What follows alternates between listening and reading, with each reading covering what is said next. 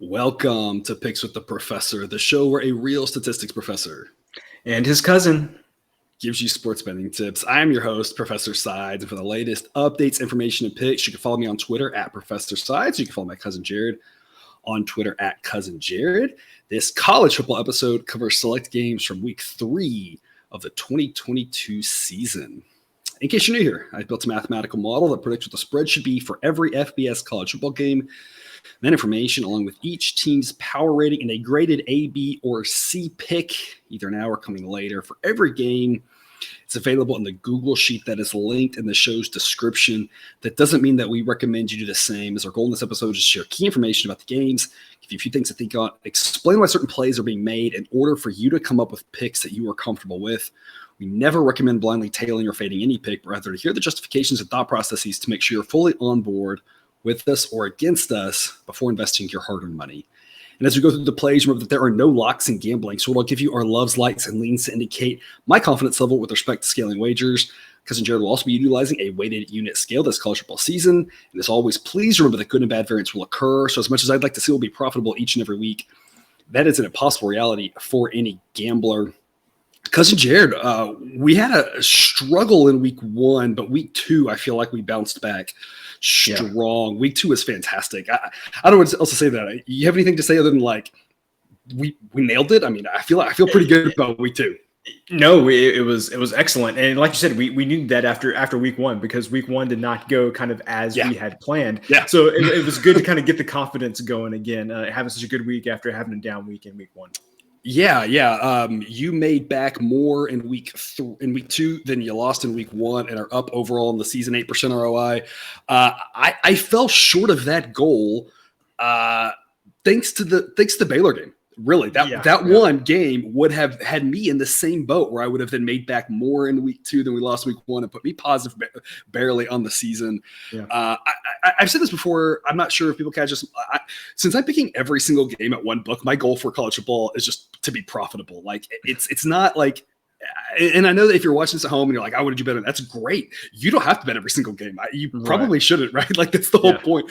But again, I'm not here like it's kind of a challenge. Like the challenge is make a pick on every game and see if you can weight it. At only one book, you should shop around, and that should help you out too. So the reason I do this is I always say you should be able to do better than I do. So my goal is profitability. I almost got back to that.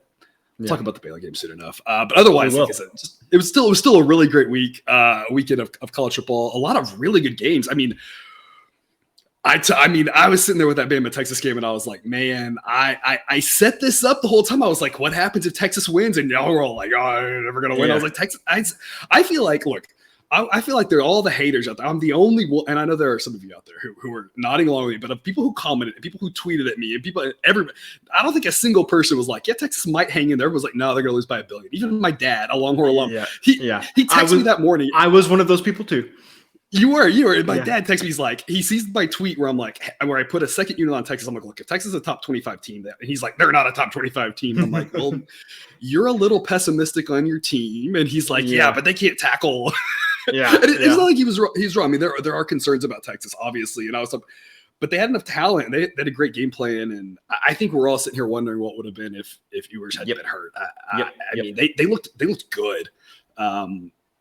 You feel like they maybe pull it out. If nothing else, they still hang in there. Still a fantastic game, but you think they might pull it out with him in there, you know?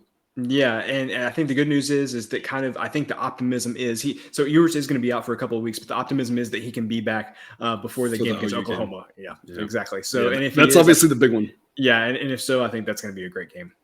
Yeah, but I think you saw when we talked about in the season preview, and Jake had asked about it last week about how I feel about Baylor as a Baylor fan, their chance for the Big 12. And I said, well, obviously Oklahoma's still a good team. And you saw what Oklahoma could do, basically sleptwalk through the first half and then just turn on the gas. And we're like, oh yeah, they're still kind of good. And you saw with Texas again, Texas team that, they got a lot of talent and that's always concerning. Oklahoma State didn't look great, but still took care of business. You got a lot of good teams in the Big 12. So a lot of good football there. We'll stop talking about last week. We got a lot to talk about. I really like a lot of the games tonight, so that we're talking about here tonight for this week. So I'm excited. Everybody go back, cut this part where we're saying that we love all these games, and if this week goes terribly, come back and listen to this and see how confident we were at one point. Right. Right, yeah. That was what I needed to do. Well, I hate this slate. Whatever. That way, if it's like, we've got both recorded. We can do whichever one. Yeah. All right. Well, before we get to the games, though, some reminders. Please hit that like button if you're on YouTube. Also, if you're on, please consider subscribing or following. It's free, and the only way, assuming you turn notifications on, to ensure you don't miss any of the college football, MLB, or college basketball content that this channel provides. Also, a reminder: we've started that Patreon page for those of you looking to support the show. Membership starts at just $3 per month. Benefits include things such as exclusive access to the play of the day, our Discord group, both ad-free and early access to the shows, and early access to projected spreads. All right, well, let's get to the games. Lines courtesy of Bet Online. The sign-up link is in the show's description if you want to play along with the same lines we've got. And current as of the time of this recording, it is late Sunday night. We're going to start off with that Baylor game. I don't want to talk too much about it. I'll say a couple things. First off, some of the game plan was a little confusing that Baylor utilized. I expect them to open it up a little bit more like they did the previous week against Albany, especially with a quarterback that can throw. And obviously that was Albany. To be fair, Albany might be better than Texas State. I mean, that's on the table. Yeah. Probably not. But Texas State, not a good team. So I kind of expect more of that sort of game plan. But the biggest problem with that game, and this is where we always talk about good and bad variance, and it was a great week, but I was thinking about this, I always say good and bad variance will occur. I feel like bad variance, that was the definition of that game. The model says it should be like a dead pick'em, and it's tied at the end of regulation and first overtime. I think I think the model nailed dead pick'em, right? They'll show an error of 6 points, but I'm like, no, that's an error of 0. That nailed it. But then second off, BYU has 2 kicks that if either one of them makes, BYU wins by 3 and we win the bet.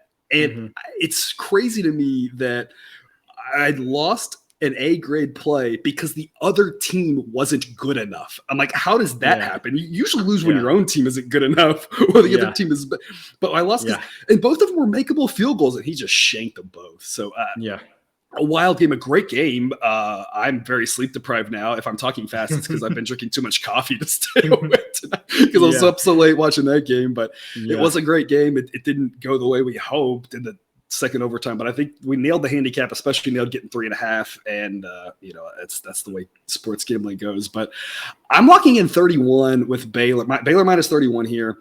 It's a B grade play for me. It's not going to go any higher than that because I don't want to have too much invested in this game at the spread.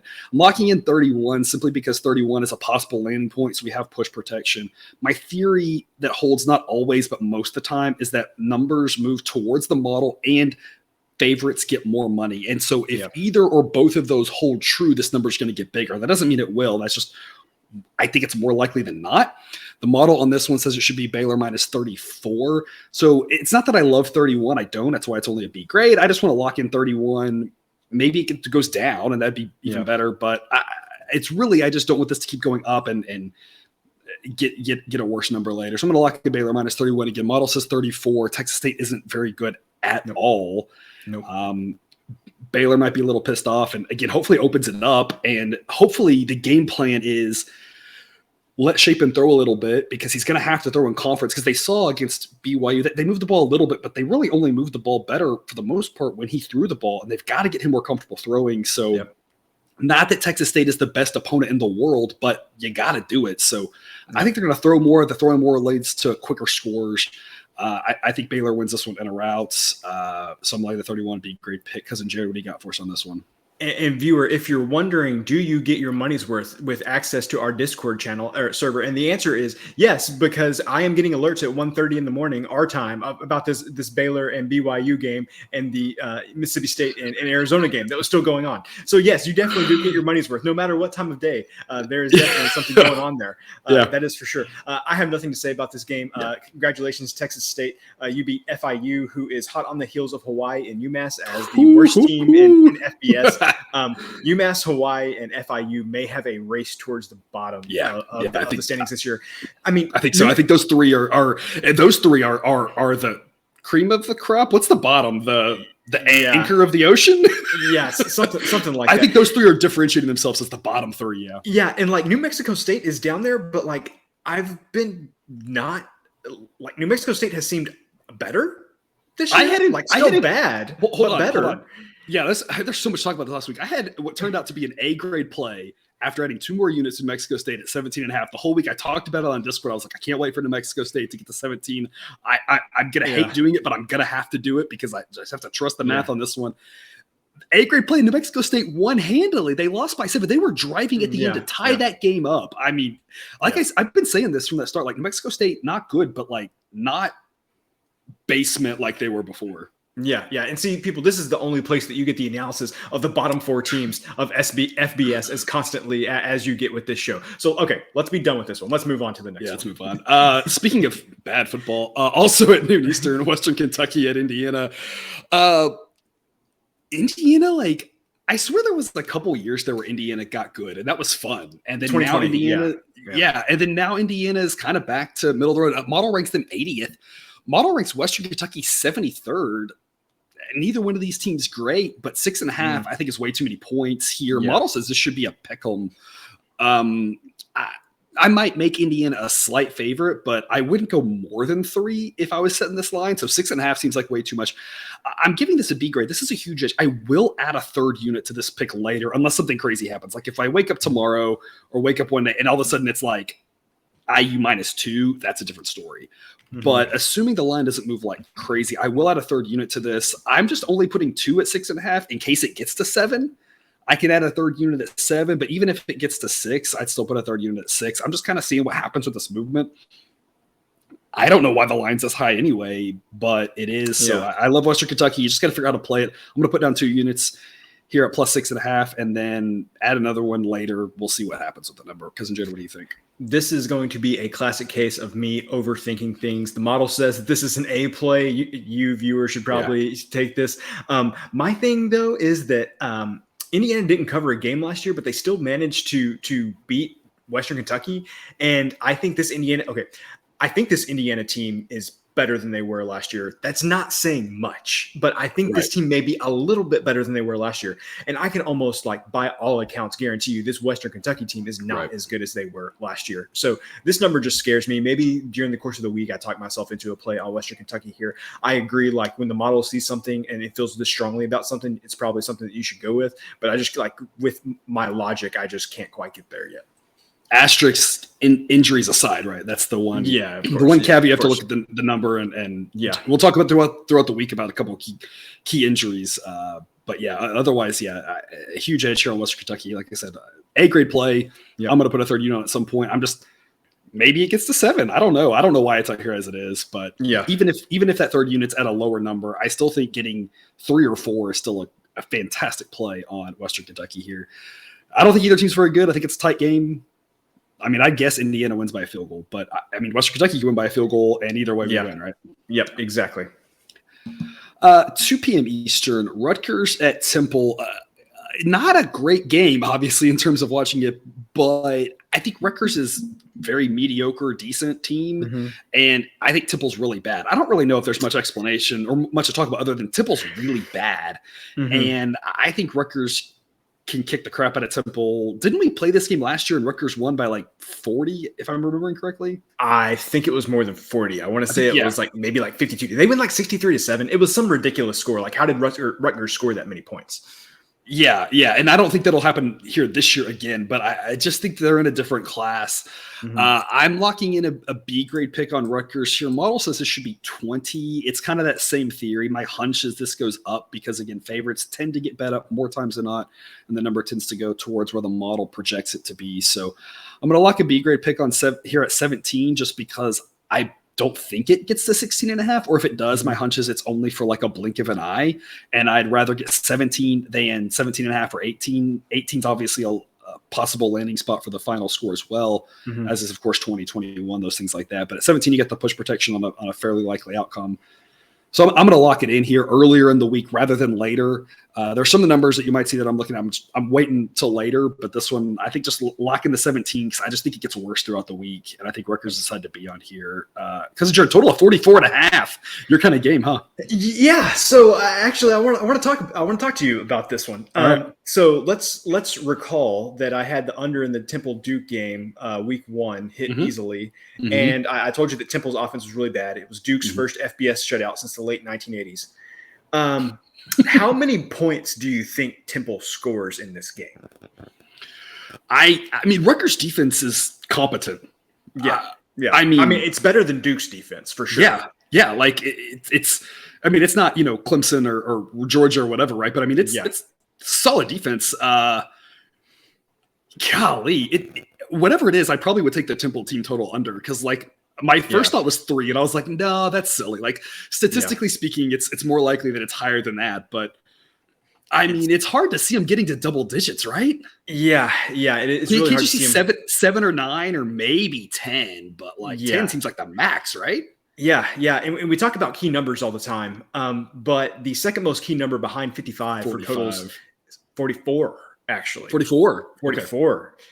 So do I want to take the under 44.5 in this game? Yes, I think you do. But it's what I also thought you also already mentioned is the Temple team total. Like, I know we're kind of getting really specific here, but like, I don't see how they scored double digits. I can't do the math in my head, but 22, like you're telling me they're going to score like 13 points? Like, I don't think so. Viewer, check back with me later in the week. I may be crazy and playing under 44.5 number, but I'm like, I just don't see how Temple scores. I think I'd feel more comfortable playing the Temple team total under than I would the game under because, again, Rutgers somehow scored either 50-something or 60-something points against Temple last season. How, I have no earthly clue. But I feel if I remember correctly, that game was a lot of turnovers and a lot of like really short field position, and that's why Rutgers won so handily. I think they got like 5 touchdowns of drives of like 30 yards or less or something. Yeah, and they went and played Syracuse the next week, and I think anyway. Sorry, we're getting way off track here. I think I feel more comfortable with the Temple team total under, so I'm probably going to wait and hold on that. But if you viewer wanted to pull the trigger on the under 44.5, you have my full endorsement on that. Yeah, I agree. I think under 44.5 is fine. I don't see Rutgers doing that last year. Like I said, I'm pretty sure that was a lot of just luck with regards to the turnovers, and that can happen in any game, but you don't necessarily say like, it's not really predictive to do it in the same game the next year. It can, right.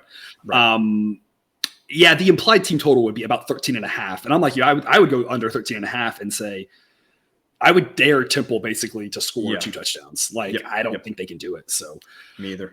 Yeah, we kind of both think here on the same spot here. The Rutgers should win handily. So I'm playing the 17 with the B group pick and Cousin Jared's thinking about some unders for that one way or the other. Old Dominion at Virginia, 2 p.m. Eastern. So Old Dominion's not great, obviously. No. I mean, they're okay. Virginia, like, what happened?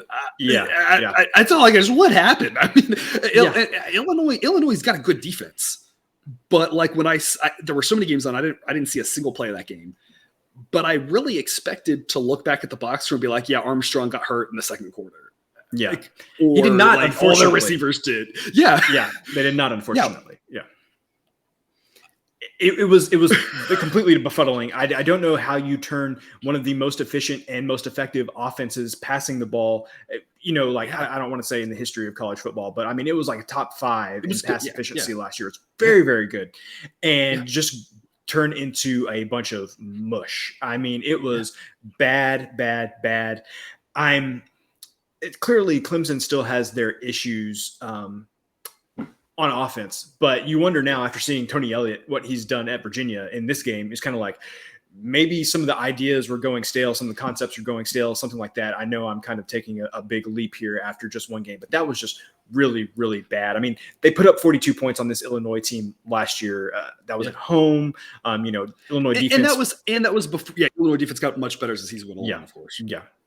And so, it was just not good at all. And the other thing is that you might look and say, well, Virginia only gave up 24 points, which for Virginia after last season would be good. But except for the fact that Illinois doesn't have a good offense. Illinois doesn't have a good offense, and Illinois did not even try to score in the second half. They were just like running clock. Because they were up like 24-3 and halftime, basically, weren't they? Yes, they were. And so they weren't trying to score at all. So I would tell you, viewer, don't think that this means that Virginia has a slightly better defense, because I wouldn't necessarily say that's the case.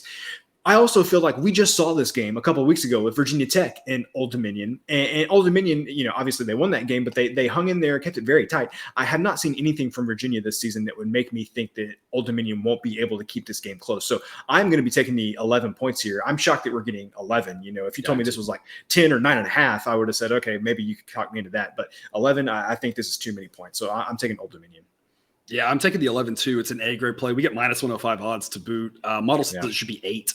I'm like, if you put this at 7.5, 7.5, 8, I would just be like, like Virginia's at home. They're better, I guess, but not by a lot, not by enough to really make you feel like comfortable. But yeah, getting the push protection on 11, knowing that we win at 10, way too many points. Yeah, I'm with you with Old Dominion. Get A grade play for me there, plus 11. 2:30 Eastern, California at Notre Dame. I feel like I'm playing a fun game with Notre Dame, and if I win to Notre Dame, I mean they're gonna like skyrocket up my power rankings for personal favorite because I backed Notre Dame in week 1 with an A grade play. I think it was B on the show, then I added a unit to it as the number changed throughout the week. So you can check Twitter and check the sheet for that stuff. But I like Notre Dame at that big number. I was like, I think they can hang in there against Ohio State. Not that they're good, but they can keep it interesting. It was just too many points. And then last week I was all over Marshall. Didn't think they'd win, but I thought there was way too many points. I had an A grade play on Marshall. I'm going A grade play on Notre Dame. I'm going back the other way. Wow. I mean, I feel like this is the equivalent of, you're hot at the craps table. And I'm just like, I'm rolling with it, baby. 10.5 is not enough points here. Notre Dame has issues, but they're a lot better than California. Like California is not a good football team. Traveling across the country, earlier time, body clock time, all that nonsense. It's kind of real. It's not. I mean, we joke about it, but like, it's an early game for them. I don't see how California scores that many points. Again, Notre Dame obviously has some issues, but 10.5 is way too low. It's an A grade play for me. The model says this should be Notre Dame minus 19. 19 might be a little bit high. I might probably put it at 17 myself. Notre Dame is still decent. They still are talented, and they're still a competent football team. And I'm just not sure we can say that about California with regards to Power 5 standards, which is what we're talking about here. Right. Group of 5 standards, California is a solid team, but they're still California is still worse than like 20 Group of 5 teams. They're still like a middle of the pack Group of 5. They're not obviously embarrassing, but they're not great. And we're talking about Power 5 standards. Like Notre Dame's just a much better team. I think they're going to come out hungry, 0-2. You do have the whole, what if they get down early? Will the crowd, blah, blah, blah. But like, I don't think California can score that many points. I don't really see that happening. Yeah. Obviously the big concern if Notre Dame goes scoreless for the first quarter, right? And that sort of thing. But I just think they're going to come out ready to play. And again, I just think they're a much better team than California. It's all about the price here. The price it's zigzagging. It was valued, and I think people overreacted. That's why there were too many people overreacted to that Ohio State game. It was like, oh, Notre Dame's good. And I was kind of like, I don't know if they're that good. Yeah. Talked about it last week. It was a bad spot for Notre Dame. Yeah. That's the thing you have to handicap here. And I don't want to take us off the rails too much here. We talk about with baseball being a player-based model, you kind of can mostly just trust it and it'll do pretty well because it's taking in so much information into account. In college football model, we do have to do a little bit more handicapping than that. We can't just blindly trust it. But I mean, we talk about the spots mattering. It was a really bad spot for Notre Dame coming off of Ohio State, thinking they were going to win that game. They thought they were just going to walk out on the field and beat Marshall, and they got proven otherwise. This should be the most focused week of practice they have. I think they come out strong. I think they kick California all the way back across the country. I think they win this one handily. A grade play for me on the Fighting Irish. Let's see if our luck can continue with them because I've been pretty lucky with them personally. Yeah, man, this game, I feel like we've seen this. So we talked about last week how we've seen this story with Notre Dame every season, that first, lazy home game after a big game, they either won or lost. We talked exactly about it. Yep. I feel like I've seen this exact game from Cal like twice a year, like every year since Justin Wilcox has been there, where they're like a 10-point underdog to somebody and you're like, they have no chance. And somehow they ugly the game up and they either win or they lose a really close game. So, and after what I saw from Notre Dame last week, like you see the total on this game, like it would be 43. Yeah, I'm not going to go with the model here because I don't have a good feeling about Notre Dame. And that's just, to me, that's a lot of points to lay in a game with a total this low. But on the same side, on the flip side of like with Cal, like I also have eyes. I don't feel score. Yeah, they can't score. Like their defense is going to have to carry them all the way because their offense isn't going to be able to do anything. And so this just feels like a stay away for me. Like if this total got to 45, it's not going to get to 45. But if it did, then it's like, okay, I can convince myself into an under there. But like the thing with the total is that you mentioned the talent that Notre Dame has. And if they did put it together, even, by whatever put together is for their offensive standards this season, like even halfway, they could score 38 points or something. And then this total would be done. So I'm staying away from this game. I just feel like I've seen this story one too many times with Cal that I'm not going to, I'm not going to lay the points in this situation. Yeah. And I would agree with you if this was the last week's game. If this was coming off Ohio State, Cal coming – I would say the same thing. I'd be like, like this is a bad spot. This is the type of game that if you don't prep for Cal and that defense, you're going to get embarrassed offensively. I just think we saw it last week. And you saw with Notre Dame what the problem was, of course, their offense got a little stagnant for sure, but it was also turnovers. And what do you think they're going to focus on all week is don't turn the ball over, right? So, I feel like Cal does that when they sneak up on somebody. Mm-hmm. And after last week, nobody should be sneaking up on Notre Dame. Like if they do, then we already need to go ahead and do a new coaching search because he ought to have them focused after that. And again, it's a tough spot. I'm not blaming him for anything. We'll see if he's a good coach or not. Who knows, right? But it was understandable to struggle in that game. It was a bad spot. Every team has them, but they ought to have a good week of practice and come out, and Cal shouldn't sneak up on them. And if they show up and play, Notre Dame should win that one handily. Yep. 3 o'clock Eastern, North Texas at UNLV. UNLV, we talked about them before, right? They're not as bad as they used to be. Nope. North Texas not as bad as they used to be, but maybe not quite as good as we hoped they would be after that stretch last year. I don't really know what to make of either one of these teams. What I will say is the model says it should be a pick 'em. So we're getting 2.5 points with North Texas. I'm going to grab the 2.5 points at -105. I'd rather have 3. I'd also probably rather have money line. A lot of money lines aren't out yet, but I might just recommend going with the money line. But I'm just going to take the 2.5. We see a lot of line movements early in the week, and this is one that I don't. As much as UNLV is better than they used to be, I still feel like we all kind of agree that North Texas is still a better team. And that should balance out with home field, which isn't really much of a home field advantage. They don't tend to have a lot of fans show up. Obviously, the locals show up and support, the Golden Knights. But historically speaking, they have not really supported the running Rebels here. And so I don't see it being much of a home field. And I think North Texas is a little bit better team. So I just wouldn't be surprised if in 7 hours or 17 or 27 hours, this is much closer to a pick 'em. So I'm just going to grab the 2.5, and then if it gets wonky, we've got some points in our back pocket. But moneyline also makes a little bit of sense here as long as you're getting plus odds. It's a coin toss type game. I don't think either team's that good, but should be interesting football at least. Maybe one of these teams, separates themselves and gets to a bowl. Maybe neither do. I think neither getting there, of course, is on the table. Cousin Jared, what's your angle for us on this game? So when I was originally looking at this, the total was 59. It's come down to 58.5. So I liked it a little bit more at 59, but I'm still feel good about going the under 58.5 in this spot. You mentioned that UNLV is better, and UNLV's offense, I believe, is improved. But I just go back to the big talk that we had about North Texas before the UTEP game earlier this season, and how that defense has really just played lights out the end of last season, and in that first game against UTEP. I'm gonna give them a pass with the SMU game. To me, I felt like that game said more about SMU maybe than completely it did. Agree. I'm really high on SMU. Yeah, so I think that said more about SMU than it did about North Texas. So when I originally saw this number at 59, 59 is a fairly key number, but 58 is an even more key number. When I was thinking this game through, do I see this game being like 41-21? And I think the answer is no. Like, I would be shocked if this game got into the 60s. And so, when it was at 59, I felt really good about it. At 58.5, I still feel pretty dang good about it. So I'm going to go under 58.5 here. I just think that the North Texas defense is pretty solid, and I don't think their offense runs in a manner that they're just going to be able to put up, 45 points on UNLV. That's just not really how they've run their offense the past year or so. So I'm under the 58.5 here, and I feel pretty good about it.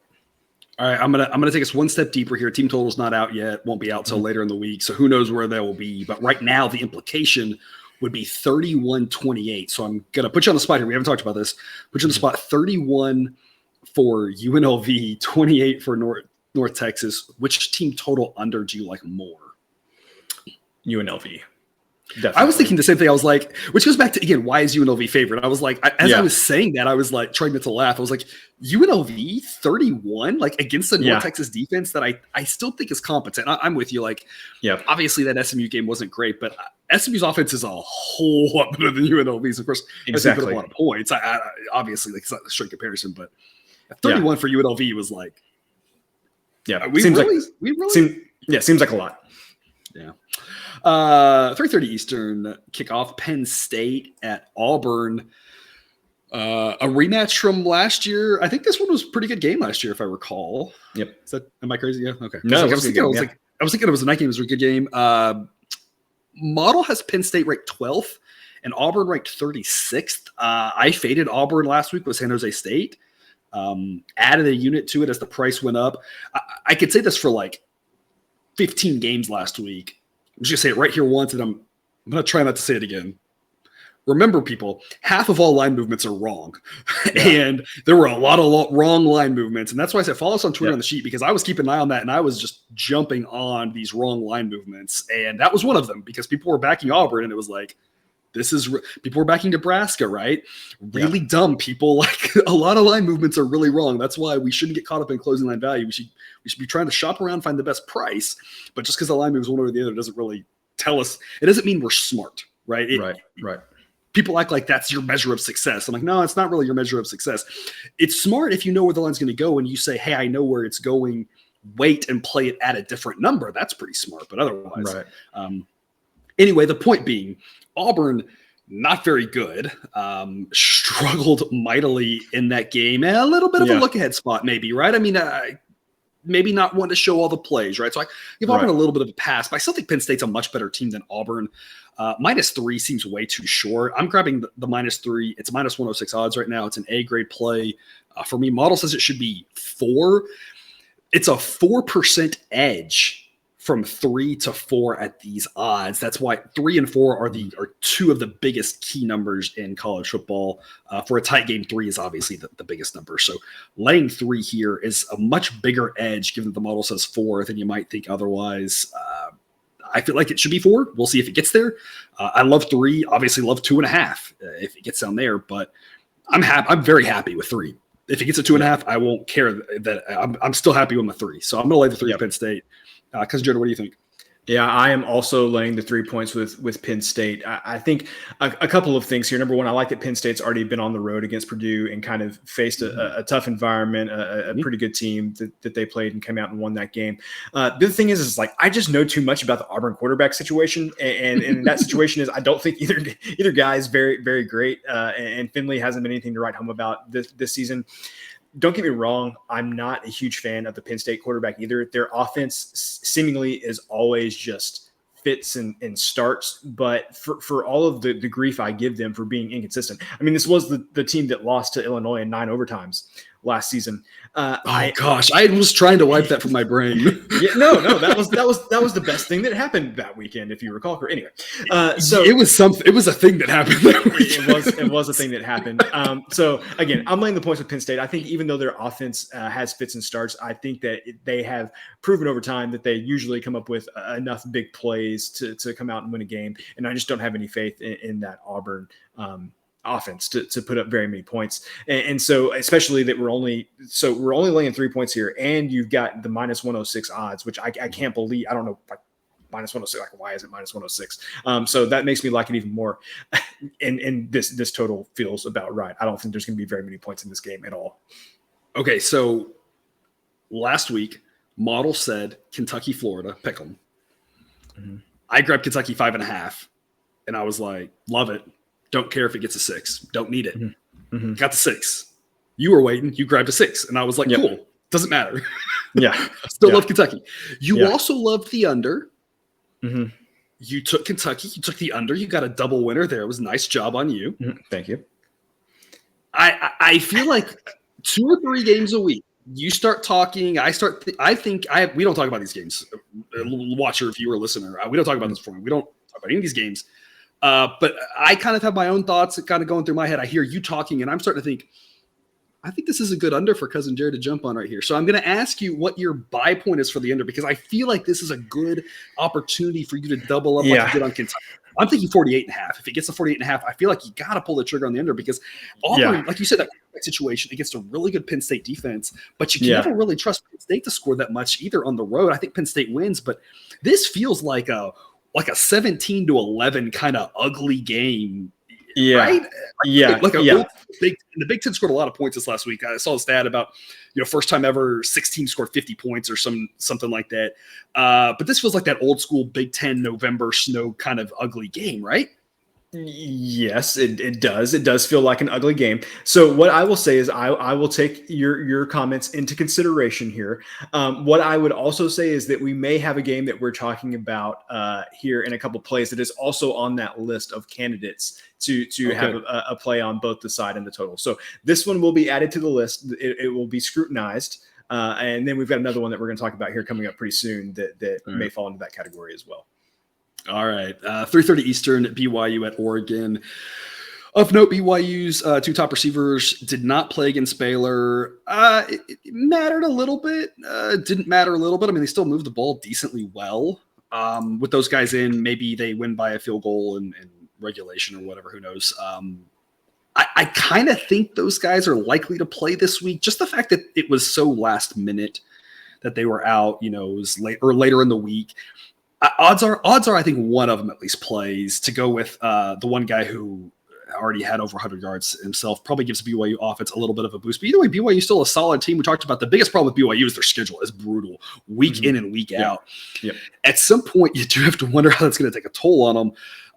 Emotional victory, rushing the field, that sort of thing. Yeah. Who knows how that plays out? That's the only concern with this one. But I still think getting 4.5 points is way too much against Oregon here. I'm not sure how good Oregon is. The model has them just outside the top 25. These two teams feel about even, but I still think BYU is probably the better team. So give me the better team getting 4.5 points, even if we do talk about what they came off of. The thing with BYU is that they being an independent, they kind of have this every year where it's like they do have a couple of easier games, but they do have a lot of big game, then another big game, and another big game. They're used to it. They're all like grown men. That's the whole thing about the unique part about BYU and the Mormon faith and the mission work that they do. That affects them a little bit more. They talk about on the broadcast, if you watch a BYU game, you can't help but hear about how all these guys are married or whatever, and how that changes your perspective and all these things. It's different. And so I'm a little bit less worried about BYU coming off of a big game into another big game as I might be other teams.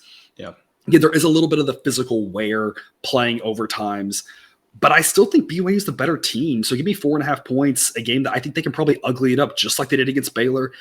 Just like they did against Baylor. Maybe they win by 3, maybe they lose by 3. Maybe the Oregon kicker doesn't miss an extra point. Yeah.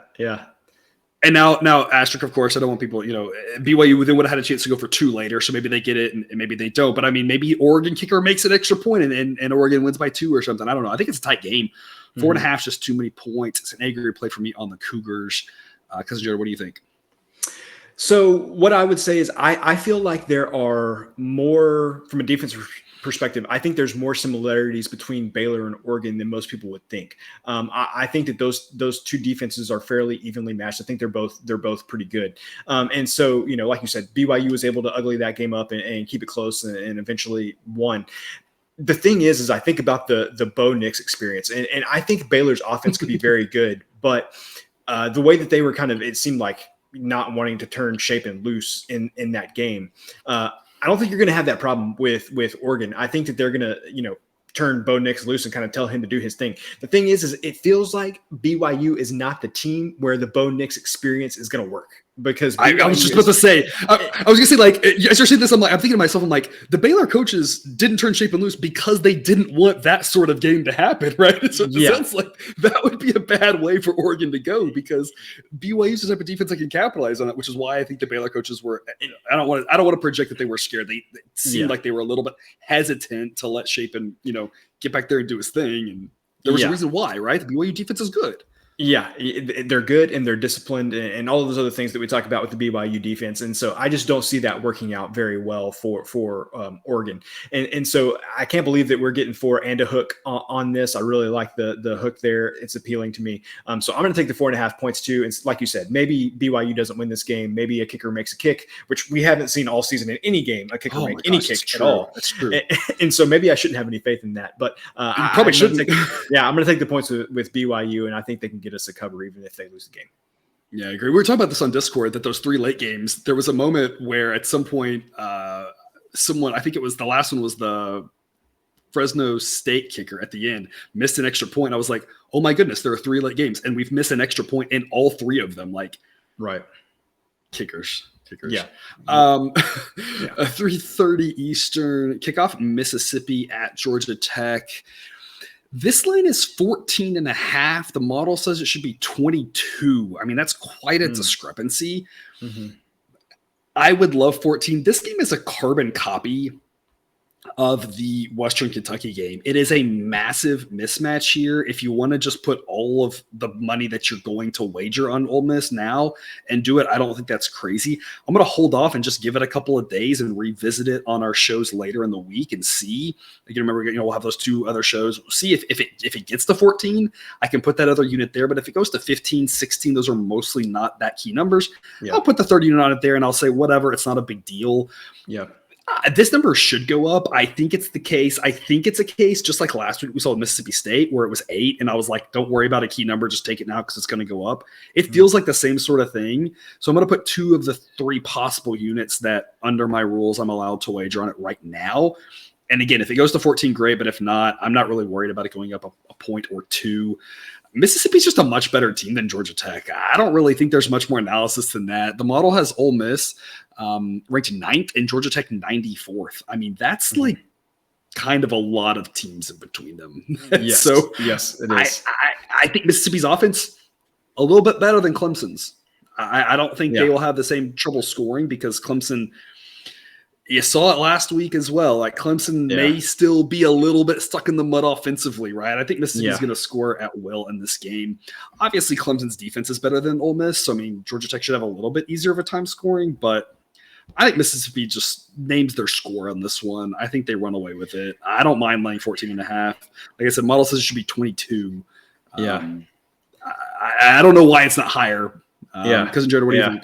So, see, you may have an easier time selling me on Ole Miss in this game if I hadn't played the over in Ole Miss's first game of the season against Troy and just sat there and just kept waiting and kept waiting and kept waiting. And they didn't really get anything going offensively. I think they played like Central Arkansas last week. So, they put up 50 points, but I think Central Arkansas had 3 turnovers or something like that. So hard to kind of tell there.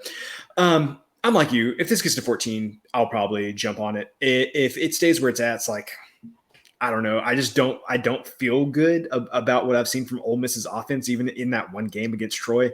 I looked at the under here, but man, you're not going to pay me to take an under in an Ole Miss game. Like, I don't know what the circumstances would have to be. The circumstance would probably have to be Lane Kiffin is not the coach there anymore before I would feel comfortable taking the under in an Ole Miss game. And we mentioned that, DJ Durkin no longer there, new defense coordinator coming in. Defense could be just as good as it was last year, but I would bet on some regression to the mean after that huge improvement they had last year.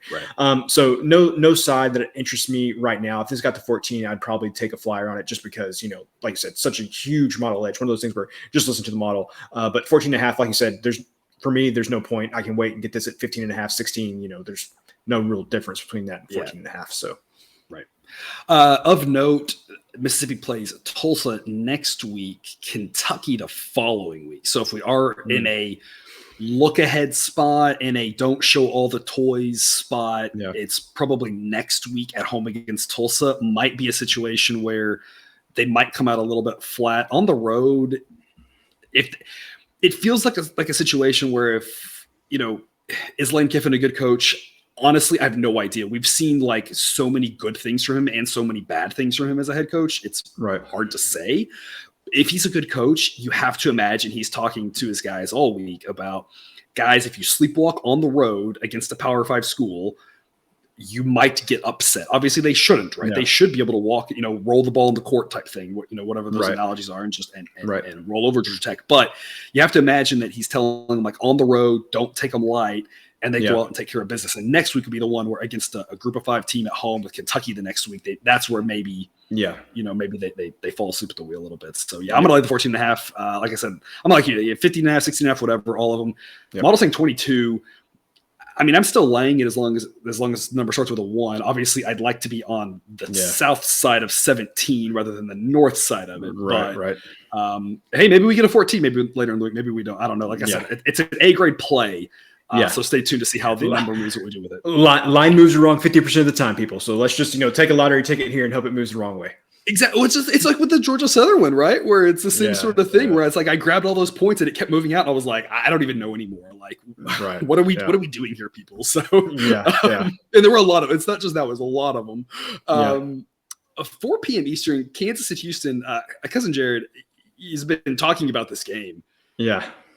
For years now, it seems like he's been excited about this one. We already know what side he's on. I think this is gonna be the first time time that we're on opposite sides here, because obviously you're hoping for 10 for Kansas. And so if it gets to 10 and you play at 10, it'll be the first time I feel like we're on opposite sides this season. It'll happen a few times every year. Here's my question. I'm laying the 9.5 with Houston. Model says it should be 11.7, so 11.5 or 12. It should be on the bigger side of 11. Obviously, 10 and 11 are 2 very possible landing spots here. Obviously, 6, 7, 13, 14 are higher probabilities, but 10 and 11 are still very likely. This is my question. Kansas is a lot better. We talked about this a lot, right? We talked about it at detail last week. We were on Kansas. Kansas got up higher, and I added a unit to Kansas as well. They pulled it off, right? I mean, kudos to them, right? Like, here's my question. My thought is like, that had to be the worst thing for you, because you wanted to back Kansas here. We're hoping for a big number, and Kansas winning, you didn't get that. I'm with you. Had this number been 14, the fact that Kansas pulled the game off doesn't change really anything. Like, we get attached to final scores and outcomes, but we're taking all of these intricate plays, and if you're trying to boil them down to win losses, you're doing it all wrong. I'm sorry, you're doing it all wrong, because whether you win or lose should matter this much to everything else. Because think about like a basketball game, right? If you win 105 to 104, one play made the difference if you won or lost.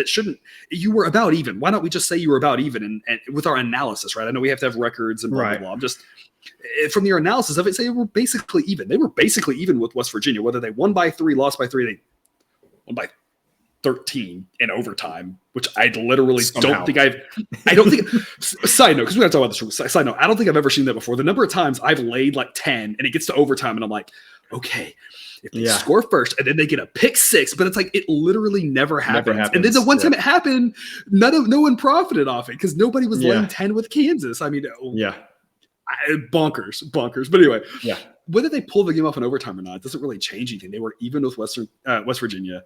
Obviously, I think we were all hoping to get Kansas like plus 14.5, but it's 9.5. You got to play the number that you're given. I think it's too low. I think it's an overreaction to Kansas. Kansas is definitely a lot better.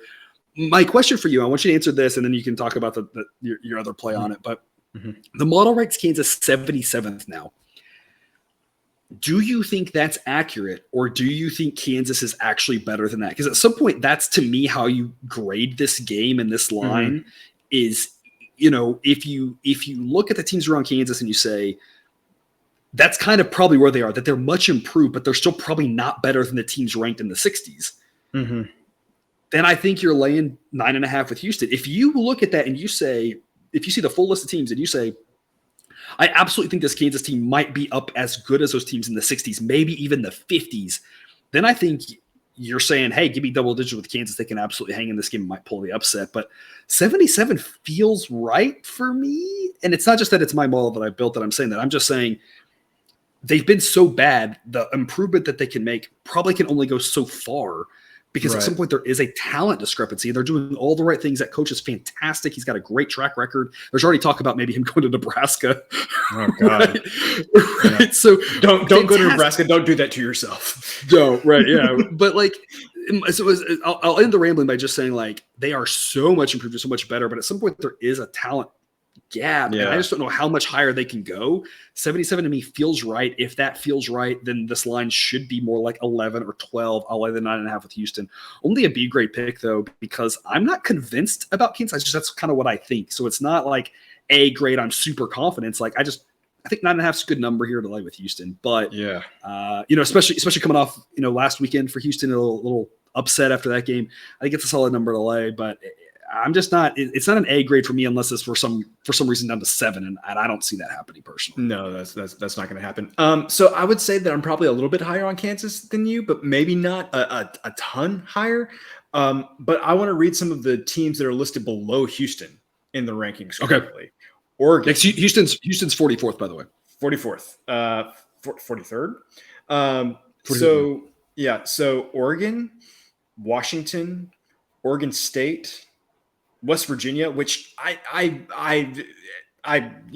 jot some notes down every Sunday, but at some point during the day, I'm not off West Virginia after these 2 games. Like I feel like they've had just like 2 crazy games. I'm not off West Virginia at this point. Fresno State, Marshall, and App State. Like, okay, Marshall, maybe that's a little bit of a reach, but App State, like, are you telling me that Houston's better than App State right now? UTSA, like, I guess where I'm going with this is like, I feel like it's a combination for me that I'm a little bit higher on Kansas than the model, but I also feel like I'm a little bit lower on even coming into the season. I thought Houston was going to be a good team, but from what I have seen through 2 weeks of Houston, I've not been impressed at all. And I feel like I'm a little bit lower on Houston than what the model is. So you kind of already outlined it. Yes, if this gets to 10, I'm going to take Kansas. Originally, my rationale for that the whole offseason was that, man, this like big game UTSA to start the season, big game Tech, and then letdown spot. They're going to overlook Kansas, just like we talked about with previous games. It's let down at home, yeah. Yes, and so I don't know if I can say they're going to overlook Kansas at this point, but the thing is they played back-to-back overtime games, and at some point it's going to take a little bit of wind out of yourselves. I know Kansas just played an overtime game, but that was their first game that was their first overtime game of the season. First FBS game. Yes, exactly. First FBS game of the season. I think that they're going to be a little bit fresher than Houston is coming off those back-to-back games. So I think that gives them an advantage. If this gets to 10, I'm going to be on Kansas, but I am also going to be on the under 62.5. I was given grief for not taking the under with Houston last week, which clearly that game should have gone under. Yeah. Easily should have gone under. Somehow they ended up hitting the over for Houston ended up hitting the over for the second week in a row, just by going to overtime, multiple overtimes. So I'm going to be on the under. Needed every bit of it against Tech. Yeah. And I'm going to go with the under here just because I don't have faith in Houston's offense right now, and Kansas had much more success on the ground than they did in the air through West Virginia. So I think them keeping the ball on the ground, they'll keep the clock running a little bit, and then just let Houston kind of do what they've been doing on offense. And I think that combination will lead to a lower scoring game. So I'm officially on the under 62.5 here, and if this gets to 10, then I will also be on Kansas. All right. 6 p.m. Eastern. Mississippi State at LSU. This should be a nice conference game here. Model has Mississippi State right around the top 10, LSU just inside the top 25. Model says this should be a pick 'em, that Mississippi State's the better team, but on the road that balances out, not favored by 3. Mississippi State favored by 3. LSU still has a strong home field edge, especially at night. Yeah. Mississippi State by 3. Home field isn't what it used to be, right? It used to be more 3-4 points potentially. I don't think any handicapper anywhere is giving 4 points to home field advantage these days, even for the best atmospheres. But even if you give 2.5 for LSU, which seems about right, again, that's on the high side, this would imply that Mississippi State's 5.5 points better than LSU. And they might be. I think the biggest question is around LSU and just not sure what that first game was. Yeah. And that's the big question mark here. Model's kind of taking, again, as it does, an on average, middle of the road approach, saying don't get too down on them. Let's not get too high on them, kind of keep it in the middle of the road. Says LSU's still going to be decent. This says that, again, the model saying that LSU's worse than Mississippi State, but not by that much. Give me the 3 points with LSU. It's a B grade pick. I can't be that confident because that first game is still, I still have memories of that at this point, and I don't know either. A lot of questions, but I think getting the 3 is valuable here at home. LSU, this should be a good spot for them to show up, and maybe they miss an extra point and lose by a point, and then we've covered with the +3. I like Mississippi State. We were all over them last week against Arizona. But I'm going to take the 3 with LSU. And the last thing I want to say about this one, it kind of links back to the previous game. This is where the model really was fantastic. And if you listen to the model's advice last week, it did you well. And I don't know if that's going to happen this week. You just never know. And weird bounces and a couple games can swing different ways. So there's no promises, there's no locks in game, there's no locks in the whole slate. I can't promise this is a profitable week. But what I will say is, and I said it before, this is about the time of year, this week, next week, the following week, where there's a lot happening. It's really hard to figure out how all the teams connect and what means what. And this is where the model has a real chance to shine, because it's going to be able to pick that up and synthesize it better than our brains can. And you have a lot of questions about LSU. You have questions about Mississippi State with regards to just how good they are. They looked pretty good against Arizona, but how good is Arizona? We know they're improved, but really how good are they? And it goes back to that last game. Talk about Kansas and Houston. I think it's the same thing. You're talking about being higher on Kansas and lower on Houston. Well, part of your opinion on Kansas has to do with West Virginia. You're still high on West Virginia, but how much is that? Well, West Virginia and Pittsburgh. Well, what do we make about Pittsburgh in that Tennessee game, right? Houston with Tech, right? Is Tech any good, right? If Tech's pretty good, Houston had a great showing on the road, fell behind early, but came back strong. If Tech is kind of just mediocre, then that makes Houston look bad, so it's like there's just a lot happening here this early season. And so it's really hard. I'm not going to go. This is one where I'm not going to go out and I'm going to say I am really confident that I know XYZ about these two teams. I think Mississippi State's better. I don't think they're better by enough to be favored by 3 on the road. Maybe they are. It's not the strongest play, but like I said, I think it's a solid play worth looking at. That's why it gets a B grade from me. Because Jared, what do you got? I am irrationally in the tank for Mississippi State this season. I think this is the best team that Mississippi State or that Leach has had since he's been at Mississippi State. I think the defense is still going to be underrated. I mean, if you're a defense on a Mike Leach coach team, I think you're just going to be underrated. I don't think you're ever going to be properly rated. You're never going to get the attention that you deserve. I think that this Mississippi State defense is really good. I'm irrationally in the tank for them. The problem is the model says LSU and playing in Baton Rouge at night. And I know, maybe only SEC fans will remember this, but I think it was the 2020, the COVID shortened season. First game of the season was Mississippi State at LSU, and Mike Leach went in there, and I'm going to go with KJ Costello threw for 450 yards against LSU. And I promise you, there are certain people players at LSU that were there for that have never forgotten what happened in that game. And so not that matters to the outcome of this one, but I think they're going to be playing with a chip on their shoulder because the last time Mississippi State was there, it was a just absolute bloodbath for the LSU defense. And so I want to play Mississippi State here. I think Mississippi State is the better team. Clearly, it looked like LSU had some issues in that first game against Florida State, but just the combination of the model saying that should be LSU and, the home field advantage, playing in Baton Rouge at night, I just can't bring myself to do it. And it's just a huge question here, with the issues that LSU had in that first game. How much of that had they gotten figured out? I mean, clearly last week – here's the other thing. Last week in practice, look, nobody's going to sit here and say LSU was really prepping for Southern. They were prepping for this game, and whatever they did, right? They got to pull their starters early. Mississippi State didn't. I just think that matters, and I think that's the angle to look at here, that it's kind of when I talk about this in baseball. For me, it's kind of an LSU or pass, especially at this number, just because they did have the issues, but also they have 2 weeks now to figure that out, whereas Mississippi State, traveling back from across the country, playing a full game, it's different. And I think you got to consider that. So I'm with you. In a different circumstance, I'm all over Mississippi State. If this is flipped, if Mississippi State's at home, having played a cupcake the week before, and LSU had just gone on the road, and now, of course, then that makes the spread different. That makes Mississippi State, -8, we'll say. I'm saying at home, lay it. I think they can run right over them, right? It's just the situation here. And again, I'm with you that Mississippi State is really – that's why it's only a B-grade pick. Mississippi State is really good. So if Mississippi State wins by 4, 7, 10, I'm not going to be shocked. It's just one of those, I think we got to consider the value proposition here, and it's just a little bit of a shaky spot here to lay any points with Mississippi State, I think.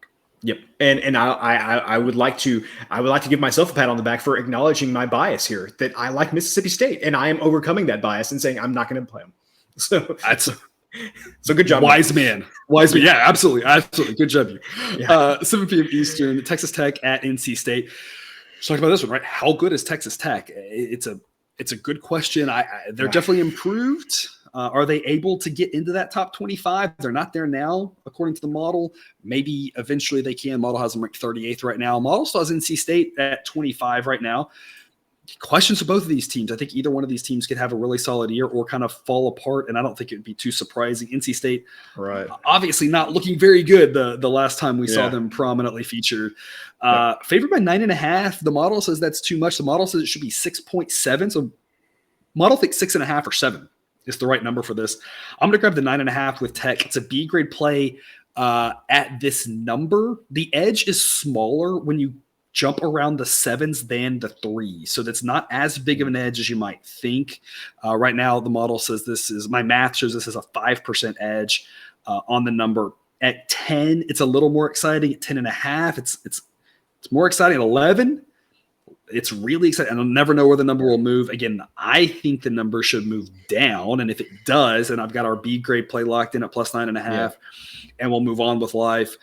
If it gets up to 10, 10.5, 11, that's where at some point it becomes an A grade play. And that's where I'm starting to get excited about it. Here, I just think there's some value in grabbing the 9.5 now because it's very possible. I wouldn't be surprised if one day we wake up and all of a sudden this number's 7.5. And there's not a ton of value between 7.5 and 9.5, but there's an extra couple probability points there that I think are worth grabbing right now. Kissinger, what do you think? I want to have a feel for this game, and I have absolutely no feel for this game. I feel like North Carolina State's defense is really good, and Tech could have a hard time moving the ball. But at the same time, I don't have a ton of faith in North Carolina State. I mean, I feel like this is the same kind of conversation that you could have about North Carolina State for the entire season, right? Like they have a lot of buildup, a lot of hype, and then they come out that first week against ECU, and you don't really see a lot of it. If the ECU kicker, God bless him, I'm sure he's had a hard time. If he could have made those kicks, ECU would have won that game. And so this is just one of those things where, like, I feel like North Carolina State should win this game fairly handily if they play to their potential, but I haven't seen anything just throughout their history, and especially this season, that would make me think they could do that. At the same time, you mentioned the value at 9.5, not much between this and 7.5. So this is one of those things you wait. If this goes past 10, maybe it's something I'm interested in. The one thing that I would say is I don't know when it's going to happen this season. And maybe it's when Tech's starting quarterback comes back. I mean, I don't know. Maybe I've got the stats right here. I mean, Smith threw for 351 yards, but had 3 interceptions in the game on Saturday. At some point, I think this Texas Tech offense with Zach Kittley is just going to blow up. And I don't know if it's going to be this week. I don't know if it's going to be 2 weeks from now. I don't know what their schedule looks like. But at some point, this offense is going to blow up. And I think whenever it does, like, just overs beware, because I think that you're not going to be able to set the totals high enough. I just don't know when that's going to happen. So for me, that's more what I'm looking for with Texas Tech is when is this offense going to start clicking? Because Kittley has a track record of it's going to happen at some point. And when it does, I think you want to be on the right side of those totals. So that's what I'm keeping an eye on with Tech this season. Yeah, and then I'll close us off on this one just by saying you talked about the 3 interceptions last week. From what I saw with that quarterback was took the game in his hands at the end and was determined to win or lose it. And he won it for him with some great passes, but he tried to lose it with some really bad ones too. Yeah. You got a week of practice to figure that out. So this one's going to be a really interesting one too. We're talking about here, NC State, kind of a bye-ish week last week, playing an FCS opponent. Tech having an overtime game. That's a little bit of a concern now traveling. Again, though, I'm like you. I think there was a lot of potential in that Tech offense, and why Tech didn't destroy Houston was some mistakes. Yeah. Can you solve that in a week? Maybe, maybe not, right? It's one of those things where if he can just, work this week on making a little bit better decisions, I think Tech's got a shot to win this game. If not, it might get ugly again. Part of why it's only a B grade play, because it's not enough value to be excited about, because there's a scenario where Tech makes those mistakes, and at that point, they might be in trouble on the road. Yep. Also, 7 o'clock Eastern kickoff, Toledo and Ohio State. My theory usually here is to wait on underdogs. I'm going to grab Toledo right now, plus 31. It's one of the only – Kissinger had mentioned this on the Discord. He said, I'm going to be taking a lot of dogs this week. And I am, but I'm not going to be as heavy on a lot of them as I am this one. This is my favorite underdog right here. Plus 31, key-ish number. As key as it can be at that range. As key as it can be, yes. Yeah. I mean, when you get up here, right, like obviously some weird numbers can happen, but 31 is kind of key-ish for out in this range. Obviously, you have 28, 31, 34, 35, 27, right? So some different options here. I want to get this at 31 because I think this is way too many points, and it might get higher, but I don't really care. I love getting 31 in my back pocket. Toledo, a very good MAC team. Yeah. A team that this is their Super Bowl to go in there and try to win this game. After this, like Toledo can kind of coast to a MAC championship after this, right? I mean, to the championship game. Yeah. They're the most talented team in the MAC every year, and somehow some team always ends up going to the MAC championship game that's not them. But right. Yes, in theory, they should. Yeah. Yes. And so I just think Toledo is decent, and this is my theory about Texas against Alabama. Toledo is decent enough to not get blown out of the building here against Ohio State, in a game that means a lot more to one team than the other. The model also agrees with this, says this should be Ohio State minus 27. So the model thinks that the most likely outcomes in this game is Ohio State to win by 27, 28, 24, and then 31. And all of those we win or push in. So obviously Ohio State is good enough to win this by more. I'm not sure they have the incentive to. Toledo's going to try to score every time they get the ball. My theory with Arizona State last week was that backdoor cover was right there. And then it gets late in the game and Arizona State has the opportunity for the backdoor and they don't actually care to do it because they're like sad they're going to lose. Right. Freaking Herm. But I don't think that's Toledo here because they know they're going to lose this game. Probably they just want to score as many points as they can. Those guys the coach wants to get those guys touchdowns in the horseshoe. I think they're going to try to score it down to the very last second. There's a backdoor opportunity here. And again, Toledo's not bad. A lot of those top teams we saw last week did not cover. I see this one being similar, just way too many points. Ohio State wins this game, but 31's too many. It's an egg play for me, grabbing the Rockets. Cousin Jared, what do you got? Ohio State beat Arkansas State by 33 points at home this past week. Also, I picked Arkansas State, took the points. Yeah, and do you think that Toledo is 2 points better than Arkansas State? That's all we need them to be. Some amalgamation of offensively and defensively. We need them to be 2 points better. I think they're a whole lot more than 2 points better. I agree that they are also a whole lot more than 2 points better. I can't bring myself to make this play. Ohio State's offense, if it got going, it just, they could put up 55 on even with how good Toledo is, they could put up 55 and it'd be like, yeah, that doesn't surprise me at all. So I'm not going to take the points here, but I think you in this spot, you either take the points or pass, to borrow your phrase from baseball. Like it's way too many points against a underrated Toledo team. And the next week, Ohio State has Wisconsin. I was just about to, I was going to come back and say, next week, Wisconsin conference game. So what incentive does Ohio State have in the fourth quarter to be trotting CJ Stroud and everybody else out there? I don't think they have much. So this is one I'll definitely watch. Like, I don't think it's going to move a ton, but if it got up to like 34, which isn't impossible with these favored teams, these named teams, I don't think it's going to get to 34, but anything is possible. So this is one of those things. But I didn't think Georgia Southern would get to 24. So that is true. and so this is one of those things like you check it on Saturday morning and see where it's landed at. And if it's landed at like 34, it's like, hey, let's go. Ohio State, you're going to have to really, keep the pedal to the metal in this one. Yeah. It feels like 42-14 starting the fourth quarter. And we're set because Ohio State has no incentive to score and Toledo's still going to try to score. And it doesn't mean that Toledo won't throw a pick six or something, or Ohio State won't break one, but Ohio State's going to run the just conserve it. Let's get out of here. We've got the victory. It's done. And Toledo's going to try to score. And even if nobody scores, you're still covered. This is the ideal setup here. Is Ohio State's up 28 going to the fourth quarter. And I feel great about this one. And that's kind of where I think it happens, maybe even not even Toledo's good enough that if Ohio State isn't on their game, Toledo will make this not a laugher, then I don't think they're going to hang in there, but Toledo's good enough to only be down like 14 at the half. And that wouldn't be, that wouldn't be shocking at all. Yeah, it wouldn't be shocking at all. They're not Eastern Michigan or something where Ohio State should be up 35 zip at the half, right? If Ohio State can be up 35 zip at the half because they're that good, but it'd be very surprising if they did that to this Toledo team. Yep. 7:30 Eastern kickoff. SMU at Maryland. SMU team, like we already talked about in the show, we're both very high on. Model has them just outside the top 25. I'm I do not know why we're getting 3 points here. I don't know why we're getting plus 105 with the 3 points here. That implies that maybe that's really weird. It's weird for early in the week them not wanting to come off a 3, just go to 3.5. I take 3.5 too, and also question why are we getting 3.5 points? Why are we getting the hook there, or why are we getting plus odds at 3? This should be a pick'em in my opinion. I think SMU's the better team. Model thinks SMU's the better team on the road. Balances out a little bit. This should be a pick'em. I don't know why we're getting 3 points. I don't know what else to say about it. SMU's a good team. Maryland is okay, but like I said, this implies that Maryland is actually better than SMU, not just as good as. This implies Maryland's better than SMU, and doesn't mean Maryland can't win this game. Weird things happen in sports, and again, one play or turnover luck, right? Turnovers can really change the game. So Maryland can obviously win this game. I'm just saying, you can't convince me that Maryland is a better team than SMU. Take the 3 points. Yep, I am with you. I'm taking the 3 points with SMU. I mean, we've talked about it last week. We talked about it now. Both of us very impressed with the SMU game against North Texas. We thought they looked really, really sharp in that game. Again, I thought that told me more about SMU than North Texas.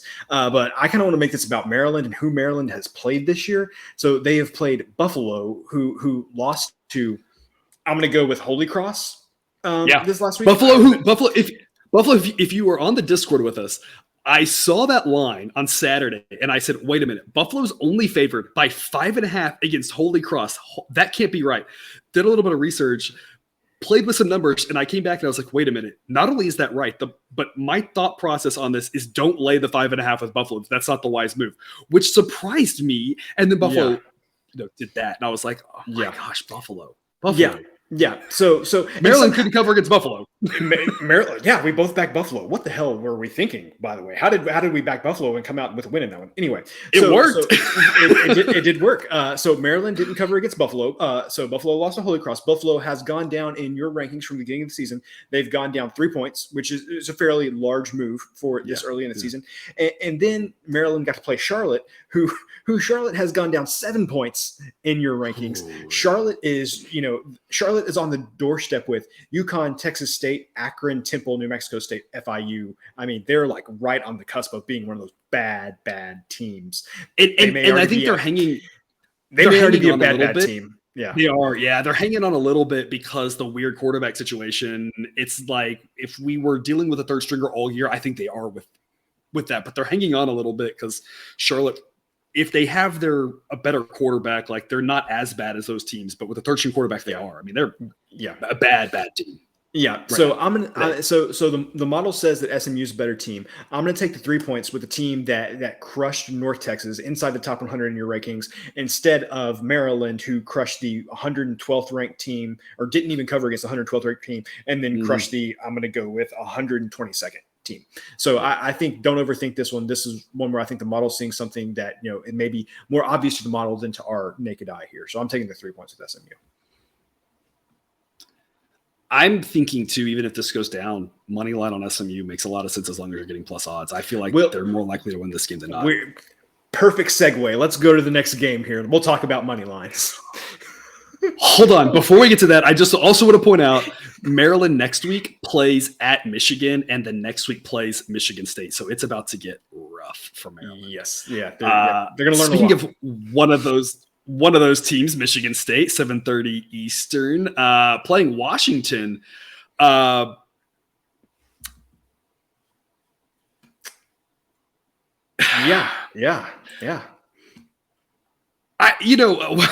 State of Washington, a lot of intriguing football at this point. Washington State having a fantastic game. One of the few A plays that I missed. One of the few games that I try to talk you into mostly winning plays or talk you out of mostly losing plays. And I just stray on that one. Washington State with the great win. Washington looked better than I was expecting in week 1. Maybe things are looking up for the state of Washington as football for their two programs. Michigan State comes to town, flying across the country. This should be on your TV sets. This should be a really good game. Model says that Michigan State is a top 15 team. Washington just on the outside of the top 25 here. A lot more variability around Washington. Michigan State's been so good to us for a long time. And I started off the season saying we should still be backing them, and you should have still been backing them. And I'm going to back them again. It ain't broke. So I'm not going to try to fix it. Model says this should be Michigan State -5. They're not even favored. Yeah. So and you look at Washington's rating, around 40. Maybe the model is too low on Washington, but even if they are, and Washington should be 10 spots higher, the model would still say Michigan State should be a 3.5 point favorite here. I don't know why they're not favored. I'm optimistic about Washington. I just don't think they should be favored here. Nope. I'm going to grab the 2 points, A-grade play for me on the Spartans, and we'll see if they can keep raking the dough for us as they did basically all last year and all this year so far. Yeah. So I'm the same way. I'm taking the 2 points with Michigan State here. We don't have money lines out right now. We're recording so early in the week. If there was a money line here, I would be all over the money line with Michigan State here. I can't say that I have like something schematically I can point to on the field and say why Michigan State should be favored in this game. My thing is like the model's been right on Michigan State for so long. I don't know why I wouldn't trust it now. And just like you said, I'm very optimistic about Washington with Kalen DeBoer. I think that they are going to be greatly improved. And I will admit Peyton Thorne, the quarterback for Michigan State, has not played wonderfully this year, but they've covered 2 weeks in a row, and the model clearly sees something here that the general public doesn't see. I would be shocked if this wasn't like a pick'em or Michigan State wasn't favored by the end of the week, because this line just seems off. So I'm going to take the 2 points. If you see a money line come out here pretty soon, you can get plus odds on Michigan State. I would love that. Any plus odds would be fantastic. I don't know what's going on with this line, just to be completely honest with you, because I think that the Michigan State defense can still have some success against the Washington offense. So this line, I'm really befuddled. Yeah, I am too. Like I said, to me, the bottom line is even if the model's off on Washington, which I think is possible, just the same thing I said about Arizona last week. We talked about Mississippi State and Arizona, and I acknowledged, I said, I think the model's a little bit too low on Arizona. I think they're a little bit better than this, but the model said it should be Mississippi State by 17. And I was like, so even if it's off by, we talked about this, even if it's off by a little, it should be like 14. Same thing here. I think the model's a little bit too low on Washington, but then it should be Michigan State by 3. I would still, if this was Michigan State -2.5, I'd still like the 2.5. I wouldn't be an A-grade pick, but I would do it. Probably a B grade at that point. But it's like we're getting 2 points, -105. Again, the corresponding money line, whenever you see that, as long as it's plus odds, I'm like you. It doesn't make any sense. 7:30 Eastern, kickoff Pittsburgh at Western Michigan. Full disclosure, I do not know what's happening with the quarterback situation with Pittsburgh. Here's what we do know. We do know that Slovis played, looked solid against Tennessee, got hurt. The backup came in, also looked solid. We also know that the decision for who was going to be the starting quarterback was not made until relatively soon before the West Virginia game. It wasn't like, over the summer. It was, a week before. The backup for Pittsburgh is a veteran. He's been there for a while. I also watched Slovis at USC, and at times, he's no Kenny Pickett. I think that's the bottom line, is that he's not a bad quarterback, but I'm not sure how much the quarterback situation matters here. For some teams, this is why I said with Virginia, I thought that was probably because Armstrong got hurt. Because if he gets hurt, that's a huge difference. A good quarterback to a bad backup, you're talking about 6 points, 7 points, in extreme situations, maybe even 10. But it's about the discrepancy between the two quarterbacks, and I'm not sure it's that big here. Pittsburgh's a 10-point favorite. I'm gonna lay the 10 at the B grade pick. The model says it should be 15.7. Even if it's a couple of points drop from the backup, maybe it should only be 14 or 13. I'm still grabbing a 10 even at that. I think this is too low. A competent veteran backup, I think, can handle his business with a much more talented team against a really inferior team at Western Michigan. I would be more concerned with this quarterback situation if this was against, Clemson, a Florida State, what we thought Virginia might be, the old school Virginia Techs, maybe Miami, right? I'm sure some of the good ACC. I'd be a little more concerned about them there saying, can he keep up in a high scoring game? Can he handle a good defense, that sort of thing? And although, to be honest, maybe you have the same concerns with Slovis. That's a whole other conversation. But against Western Michigan, who's ranked basically 100th, I don't think you have those concerns. I think you can get the job done. Pittsburgh's a much more talented team. I'm going to lay the 10. It's a B grade pick. I'm really curious to see the injury information, how that moves the number. But I still think Pittsburgh can win this one fairly handily. Cousin, what do you think? I am laying the 10 points as well. I don't think that we have enough appreciation for if Pitt hadn't screwed up and lost this game last season. I'm pretty sure we would have been talking about like an 11-1 Pitt team at that point with only a loss to Clemson. And I mean, I feel like that. Are you telling me that they wouldn't have gotten into the playoff over Cincinnati? Like I can't say with full confidence that they wouldn't have. Maybe. And so I think the Pitt players have not forgot about this. I would not want to be Western Michigan on Saturday, regardless of who the quarterback's going to be. I think they're going to have a really hard time scoring points. And this is going to be one of those situations where even Narduzzi kind of trying to go back to his roots offensively, which he's a defensive coach. What roots does he have on offense? But, grind it out, smash mouth, blah, blah, blah, blah, blah. I don't get the impression, they're going to be up by like 17 in the third quarter. And they'll be like, yeah, we're good. I think they're probably going to keep going because I think there's some frustration based on how this game played out last year. So regardless of Slovis plays, if he does, great. We have got a great number if Slovis plays. If he doesn't, still I think this is going to be a good number. Yeah, so I'm laying the 10 points with Pitt as well. Yeah, and a couple of notes real quick. Last year, that game, like you said, one of the most confusing results of the season that at the time nobody took note of because it was early on in the year and we didn't realize what Pitt would be. Yeah. But in hindsight, just one of the more confusing results. Of course, we talked about it. Obviously, the Northwestern Nebraska game is a good example, but there's other countless examples. BYU Baylor this last weekend, right? Results from one year not going to necessarily correlate extremely well. I don't think that really means anything. I think we want to look at the totality of data. The totality of data says Pittsburgh is a much better team than Western Michigan. And I think if you're trying to think about last year's game, I think it's overthinking it. 7:30 Eastern, kickoff Louisiana at Rice. This one is 12.5. I've got an A play on this one. I'm going to grab it early in the week because 12.5 is a great number. Being on the right side of 13 and 14, two really key numbers. Your model says it should be Louisiana minus 15. So I want to get this before it goes up. If it goes down and you can get a better number, great. You can add on later. Or again, it's kind of like we always talk about with so many lines moves being wrong. Sometimes I really don't care.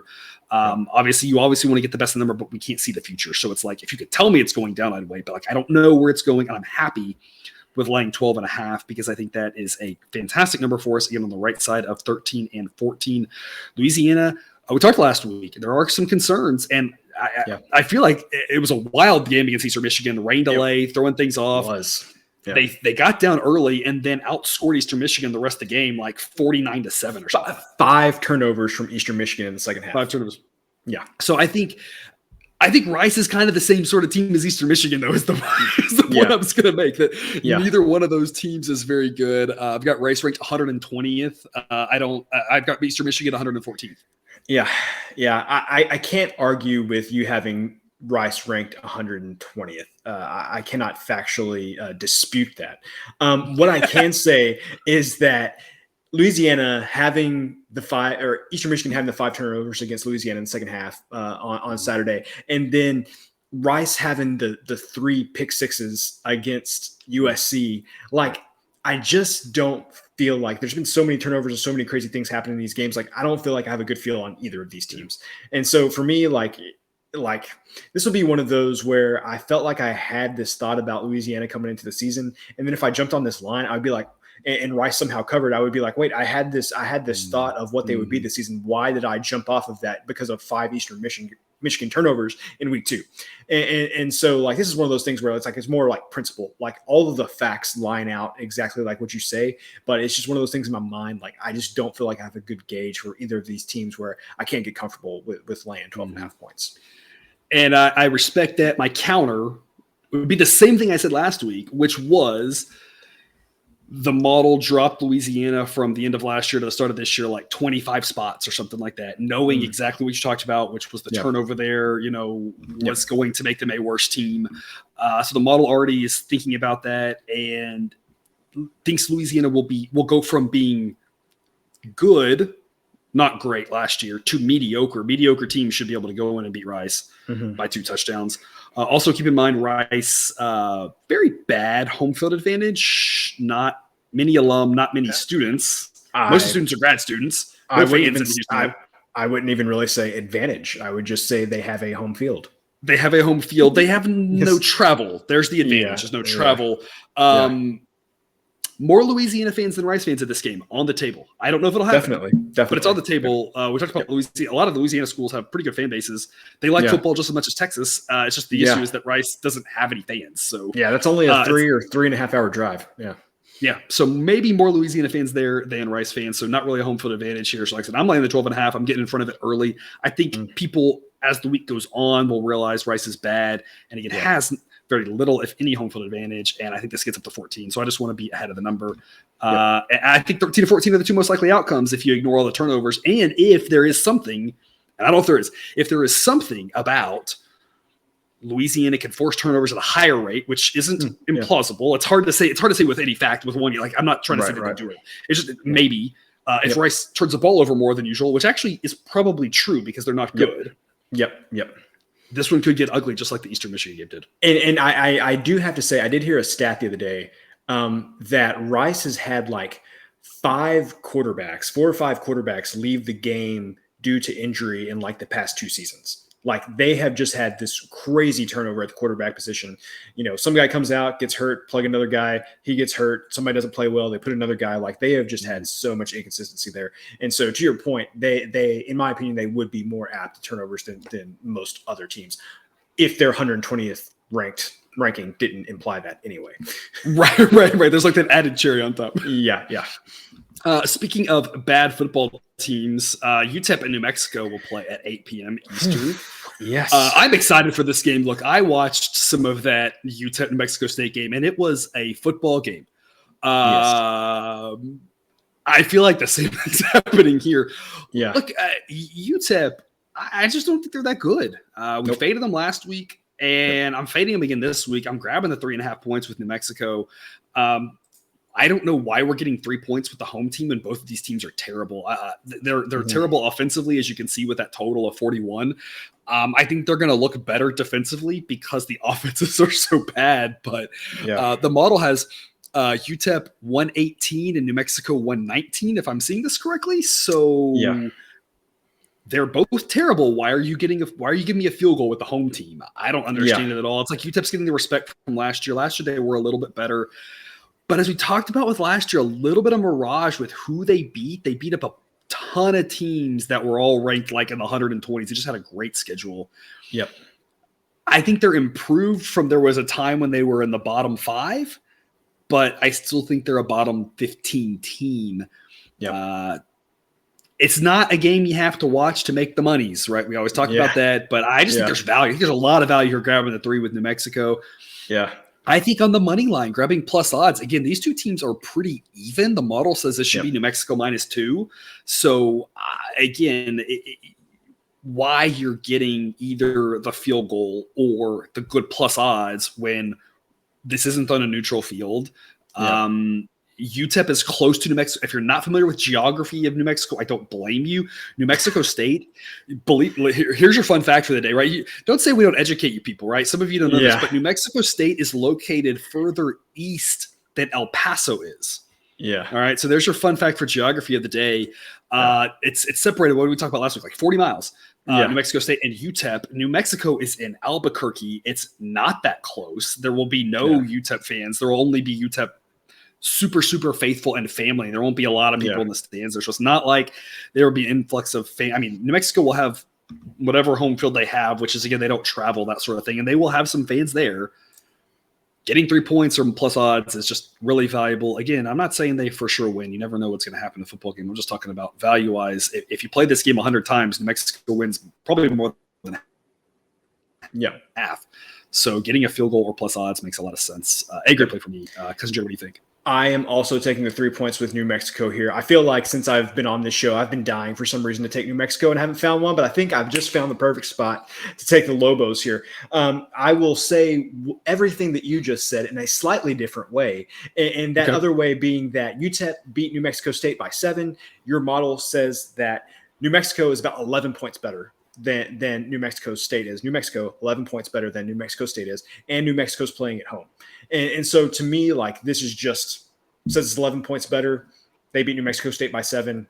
Not good with math, but that would be New Mexico about 4 points better than UTEP. So it's just that easy for me. These are two really bad teams. I can't believe I'm getting a field goal either way.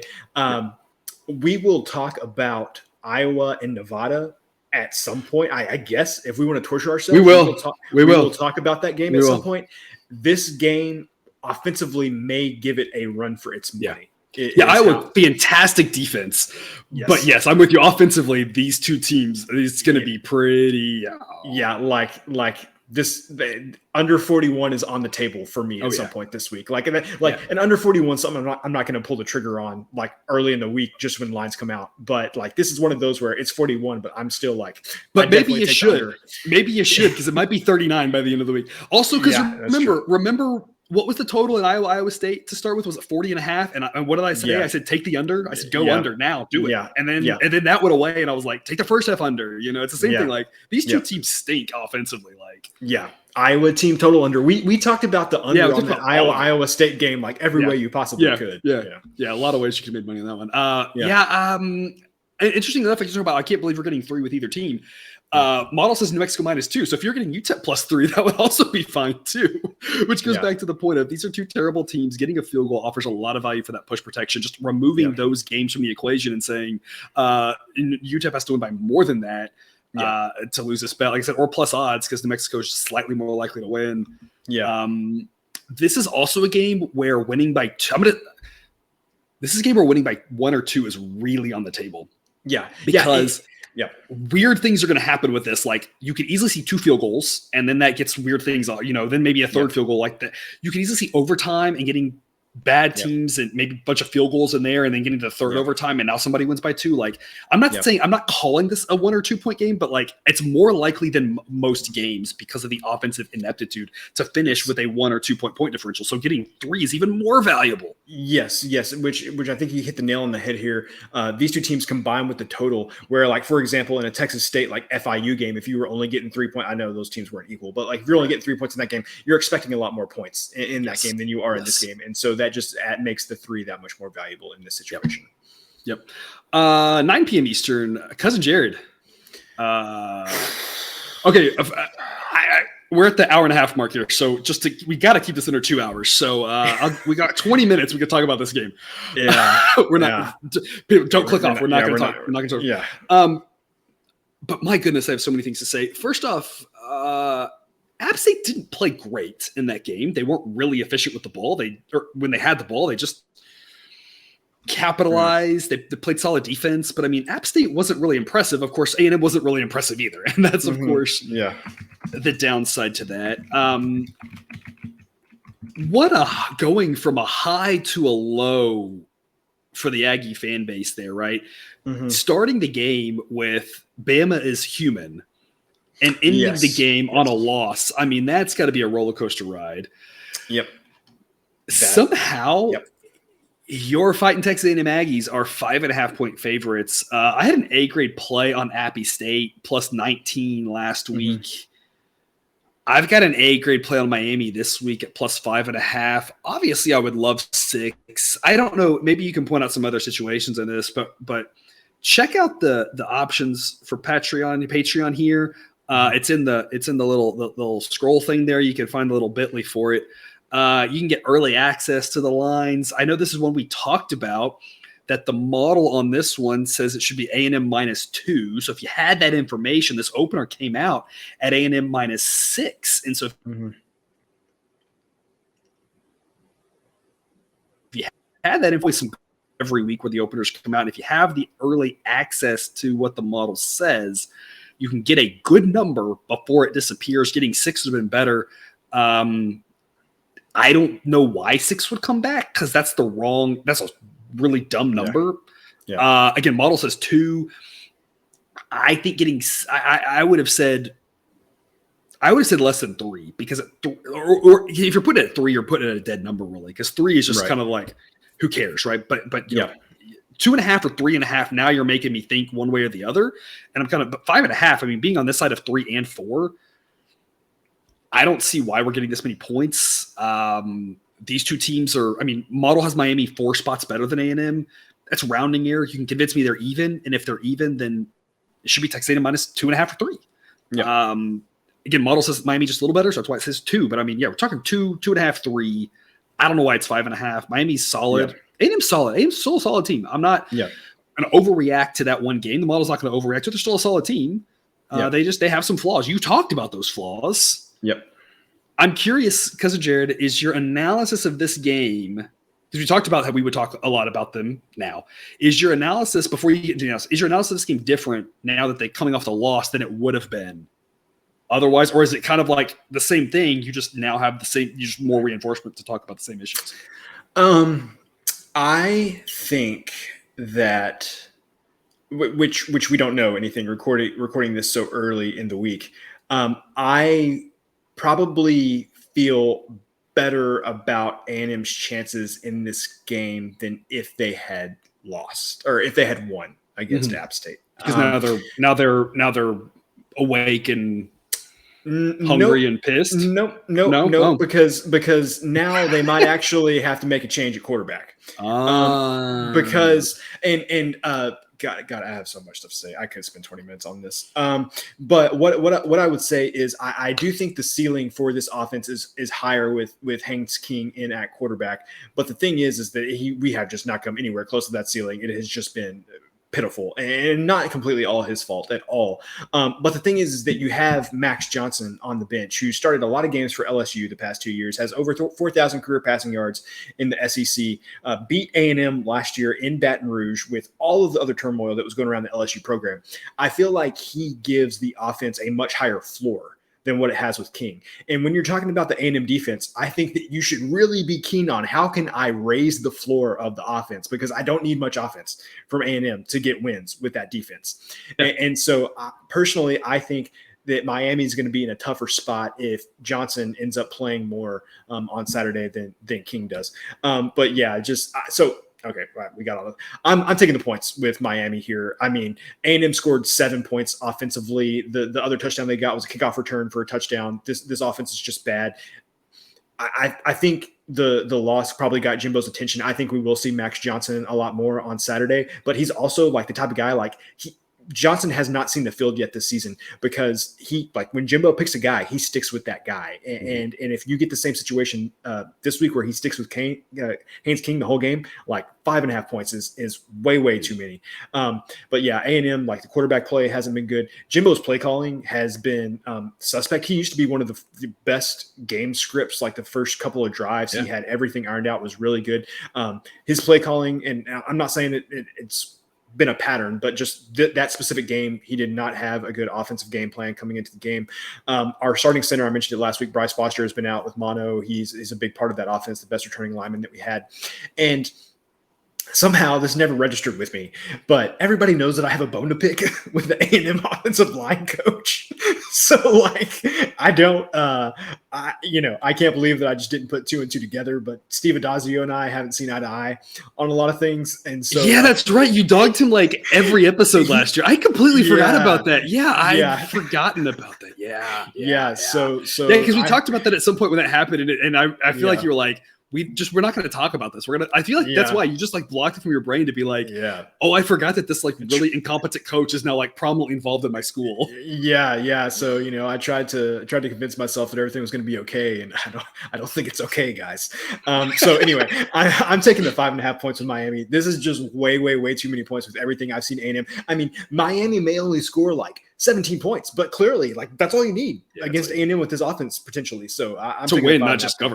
Yeah, exactly. I agree. So, I think a shot on the money line makes sense. I think it's a coin toss-ish type game. I'm not saying I think Miami. I'm not calling Miami to win as much as I'm saying the odds that you're going to get provide a lot of value if you want to put a third of a unit or something on the money line, just a little bit, just to see what happens. I think it makes sense. You talk about the biggest issue with A&M right now, and the model isn't even taking into account this. So if the model did, then it would penalize them. But like you talked about the quarterback situation, I think this is I get what you're saying about the App State loss, potentially maybe making it more likely you win because of the quarterback thing. Mm-hmm. Here's the counter to that. You got a guy who hasn't seen the field, who is supposed to throw it around a little bit more. Yep. And you want his first reps on the field throwing it around against a really turnover-hungry defense. I mean, Miami looks for those interceptions. And we talk about forcing fumbles is skill. Recovering fumbles is luck. I mean, have you ever seen the shape of a football, right? That thing bounces like crazy. Recovering fumbles is pure 100% luck. We have proven this statistically. If you say otherwise, I'm sorry, you are wrong. You're basically saying 2 + 2 is 5. Yeah. But forcing fumbles is a little bit of a skill. Holding on to the ball is a little bit of a skill. That's not what we're talking about here, but we're talking about interceptions, a little bit of a skill and or a little bit of a strategy, right? Some teams hunt for them, and Miami does. Like, I feel like it's a bad situation for this to be the game he gets reps in. Yeah. You want him to come into a different situation, get comfortable being on the field and against a different defense. So I feel like you're kind of darned if you do and darned if you don't. I'm with you. You might it might be worth taking a chance on him and seeing if he can come in, but coming in kind of cold. Yeah. Is a little bit worrisome against this defense, but obviously sticking with what you got's a little bit worrisome too. I mean, it's kind of a tough, and that's why I said the model doesn't even know that. The model ranks A&M as like, hey, they got a good defense and they got talent, and they do. Yeah. But it's just not coming together offensively for them. Nope. And everybody needs to go look at the box score of this game, because this is like Picasso. If Picasso just had no skills, like numbers, like A&M had 9 first downs, 186 total yards, 97 yards passing, 89 yards rushing, 2 turnovers. Only had the ball for 18 minutes the entire game. App State had the ball for 41 and a half minutes. They only managed 300 yards of offense. That's why I said App State didn't play great. Like, it's not like they just having the ball that long. They should have had more yards. Personally, it's good A&M defense, right? I mean, they attempted 30 passes, attempted 52 rushing yards. Okay. So, I mean, logically, this is easy math here. We use the professor here uses some advanced statistics sometimes, but if you're running the ball, how many yards per carry would you like to have if you were just going to run it down a team's throat? At least 4. 3.5 yards per rush. I'm not good with the math, but I'm pretty sure that basically comes out to 10. That works. I mean, I want 4, but yeah, they had the perfect game plan. I didn't realize decimals were on the table. they had the perfect game plan. They knew that A&M wasn't going to score, and they just ran it down A&M's throats, and they were happy to get 2, 3, 4 yards every play. And that A&M defense on the field for 40 minutes was gassed at the end of the game. It was a really good game plan. Anyway, we'll stop talking about this. Take the points, Miami people. One more thing to say, and I hate tooting our own horn. Mm-hmm. I really do. But I am always saying, take what you like, viewer, and leave the rest. If you don't agree, that's fine. Leave it. If you don't agree, I don't want you to, to back swerve. But we have a lot of good information here and a lot of good discussion, things to think on. And I just want to point out, I begged y'all to take App State and the under. Yeah. In that one. And the reason why is we talked about App State being a team that's going to kind of play with you. They aren't skilled enough necessarily to dominate the style of game. They played in a fast game with North Carolina because they were like, oh, we can score. Oh, you're going to let us score? We'll score. Mm-hmm. And they did that. And then against A&M, we talked about that was a game that both teams wanted to grind it out. And so that matters. And we saw, it played out exactly like we thought it would, with the exception of maybe we thought A&M would be on the right side of the low scoring victory. But no one on this show thought A&M was going to win by 20. Yep. And we were just saying it's going to be a grinded up game to App State. Like when they saw A&M's game plan, it was, oh boy, we can do this. Yeah. And you got to be thinking about these things. So, I don't know what the total on this one. Miami's a little bit of a different story than App State. So I don't think it's quite as simple as just take the under in this one. I think 48 is probably a pretty good number. Yeah. But we're all taking the points here with Miami. Yeah, we're all taking the points, and I would definitely look towards the under, because I feel like Cristobal is a great recruiter, but everybody at all of his stops will tell you, is he that great of a game day tactician, really? So I still trust A&M's defense in this game. I don't see this being high scoring at all. If Johnson plays, you could talk me into this game being 20-20 one way or the other, and I wouldn't be surprised. But still, 48 seems like too many points based on what we know today as of this recording Sunday night. 48, I would still take the under there. Right. And that's, again, something we may update, look into more stuff later, and maybe we'll talk more about this later in the week, the total. I think, sidewise, I think we've said everything we're going to say is a lot of points, take the points. Yep. One last game to wrap us up on this episode. Again, we'll cover every game this week, including Iowa and Nevada. I know y'all are really looking forward to us discussing that thing. Yep. As it's called a football game. Yeah. Anytime Iowa's involved. But one more that we're going to talk about here today. 10 p.m. Eastern start, San Diego State at Utah. My analysis on this one's pretty simple. You've heard me say it a lot through the course of this episode. I try to get favorites earlier in the week, especially when the model says the number should be bigger. Sometimes the model says take favorites. Sometimes it takes dogs. To me, that's what you're looking for. A model that says only take one or the other. To me, just you need to go back to the drawing board. This one, it says the number isn't big enough. It says it should be Utah minus 23. I'm going to grab 21 at minus 105. I think it's a great play. I'd love 20. I don't want to get greedy because I'm more afraid of this number, and I never know where the number's going to go. Like about Georgia Southern being just a prime example of that, where I was like, "This is way too many points," and then there were more. So I never know. But as much as I'd love 20 or 19.5, say, just in case the one on 20, I'm perfectly happy laying 21 because I'm more thinking that this should be out to 24 more than 20. So I'm going to grab it earlier in the week. I think Utah runs all over San Diego State. I'm excited to get back on Utah. We loved Utah. They made us a ton of money last year at the end of the year when we recognized the quarterback change, the strengths of that team. San Diego State also all of a sudden, like, whoa. I mean, it's hard to remember such a fall from grace for a team. Yeah. Also, take note, model still has Utah ranked 10th. Utah's still a good football team. I faded Utah in week 1. I said they were getting a little too much respect. Florida at home was a good enough team. It's been fun, right? Yep. I took Florida against Utah, then faded Florida against Kentucky. So you got it. And it's not like I'm zigging and zagging, flipping a coin, right? This is just trusting the model here. Mostly gone well for us on a lot of these big games. Like I said, I think Utah, really good team. And San Diego State, all of a sudden, really not. Just a crazy fall from grace. I think Utah kicks the crap out of them here and makes it a boring late Saturday night. Cousin Jared, what is your take on this one? I think that I think Utah is basically what San Diego State wants to be, but the thing is they're not. And so it's not going to go good for you. Like, because, San Diego State's strengths are Utah's strengths. They're just way better at them than San Diego State is. So, by a lot. So I don't see this going well for San Diego State. Utah, I don't know who they played on Saturday. Whoever the team was did not stand a chance. Southern Utah. Oh, our favorite Southern Utah Thunderbirds. If this were college basketball, I'd tell you to take the over. But my gosh, 73-7. 73-7 for Utah. So I think there was some anger taken out from that Florida game. I don't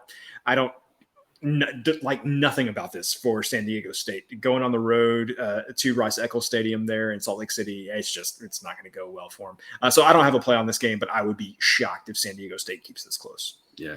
And it's not this simple to look at one game, but I just look at that San Diego State versus Arizona game, and San Diego State was at home and lost to Arizona by 18. And again, it's not simple. It's a simple looking at one game. I'm just using it as an example of Utah is as much improved as Arizona is. Utah is light years better than Arizona.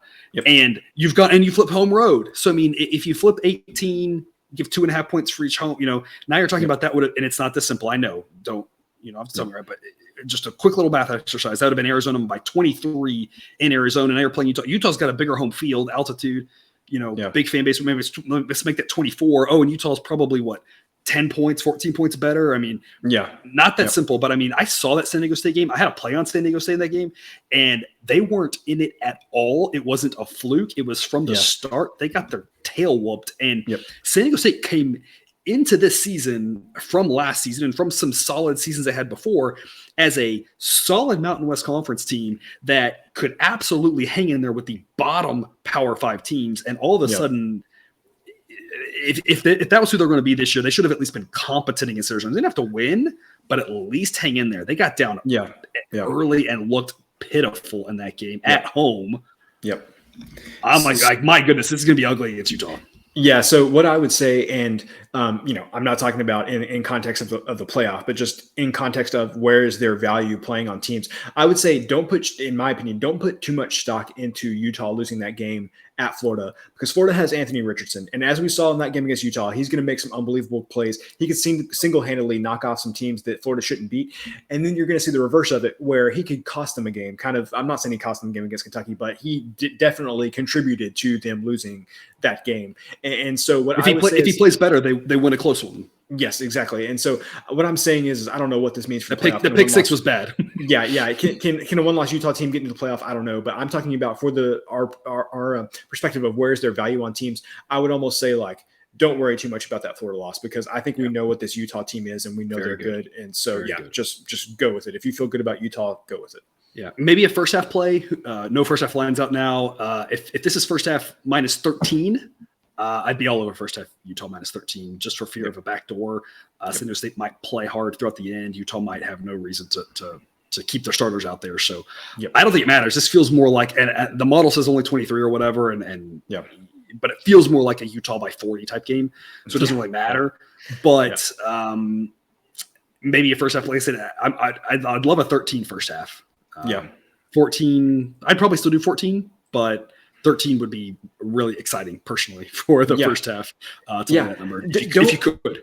Don't we have San Diego State to thank for Utah being as good as they are now? Because I think Brewers started the game against San Diego State last year and they lost, and that's when they made the move to Rising, I think. And so really, this is all San Diego State's own fault, is what I'm saying. So.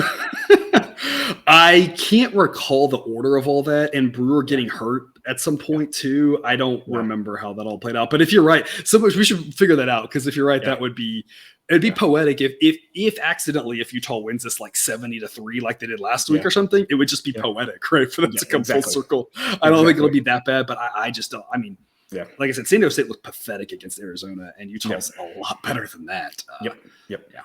All right, that is all the games we're going to cover this episode. Cousin Jared, any parting words?